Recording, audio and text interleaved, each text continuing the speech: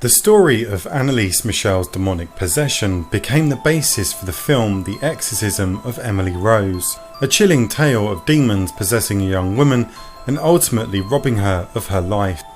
At 16, Anneliese had her first seizure, which was eventually diagnosed as temporal lobe epilepsy.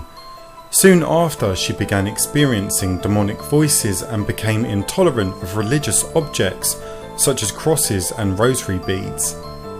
She became depressed and began treatment in a psychiatric hospital for various mental health conditions. This included anticonvulsion drugs for her epilepsy. She and her family began to believe that she was possessed by demons, deciding to call in Catholic priests to help them. This is the Exorcism of Anneliese Michel.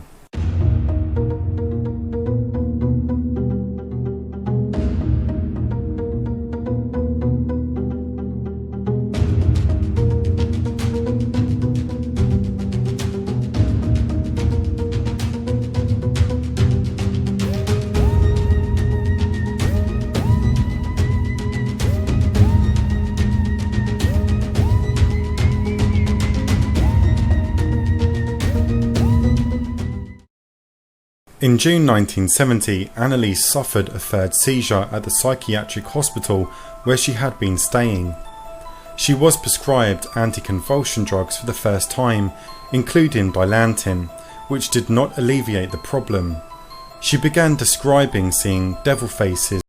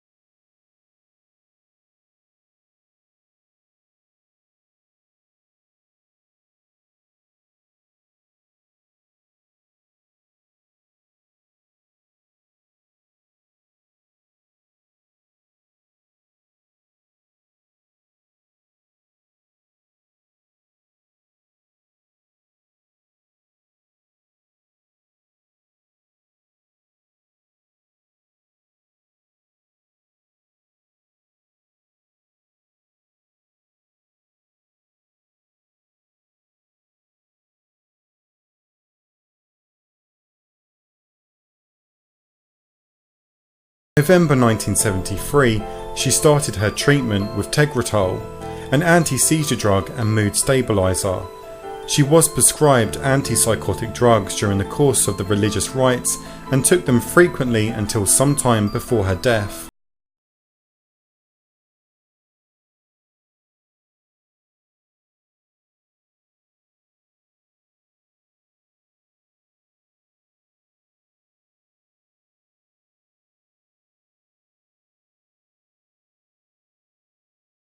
In a letter to Alt in 1975, Anneliese wrote, "I am nothing. Everything about me is vanity. What should I do?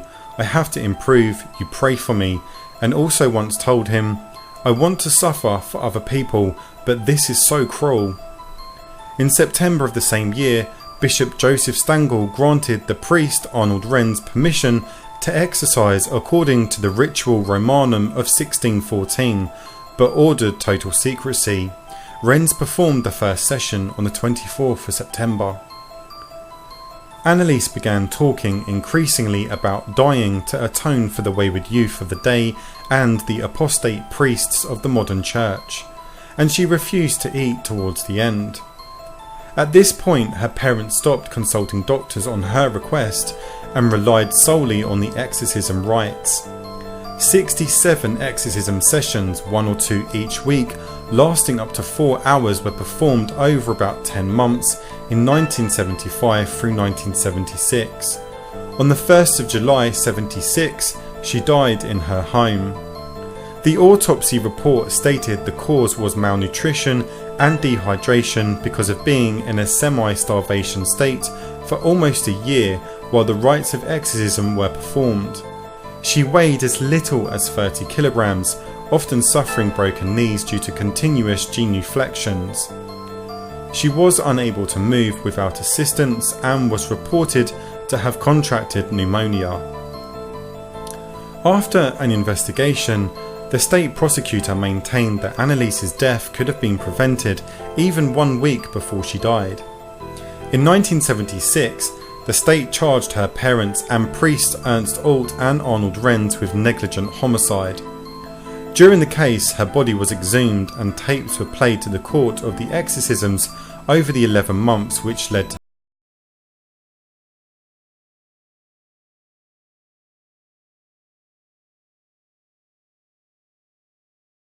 that no involved parties be jailed. Instead, the recommended sentence for the priests was a fine, while the prosecution concluded that the parents should be exempt from punishment as they had suffered enough, which is a criterion in German penal law. The trial started on the 30th of March 1978 in the district court and drew intense interest. Before the court, doctors testified that Anneliese was not possessed, stating that this was a psychological effect because of her strict religious upbringing and her epilepsy. But the doctor, Richard Roth, who was asked for medical help by Alt, allegedly told her during the exorcism that there is no injection against the devil, Anneliese. Schmidt-Leichner said that the exorcism was legal and that the German constitution protected citizens in the unrestricted exercise of their religious beliefs. The defence played tapes recorded at the exorcism sessions, sometimes featuring what was claimed to be demons arguing, to assert their claim that she was indeed possessed. Both priests said that the demons identified themselves as Lucifer, Cain, Judas, Hitler and Nero, among others. They further said that she was finally freed because of the exorcism just before her death. Why don't we take a listen to a recording of one of her exorcisms so you can make up your own mind. Welches noch? Das sag ich Ihnen nicht. Im Namen Jesu. Nein! Nein! Im Namen des Vaters und des Sohnes und des Ja, deshalb noch doch nicht! Stand am Jange.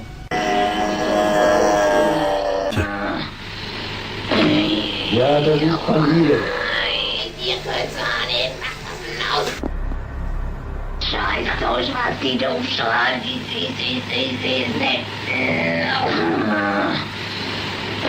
Nein! Sie Drecksau, sie verflucht! Das ist unnehmbar und grausam ist. Grausam! Sie Drecksau, sie verflucht! Der das ganze Deutschland verführt, oder? Ja, der ist ja noch drin. Im Namen des dreifaltigen Gottes und aller Todesbringender Maria, sagt die Wahrheit.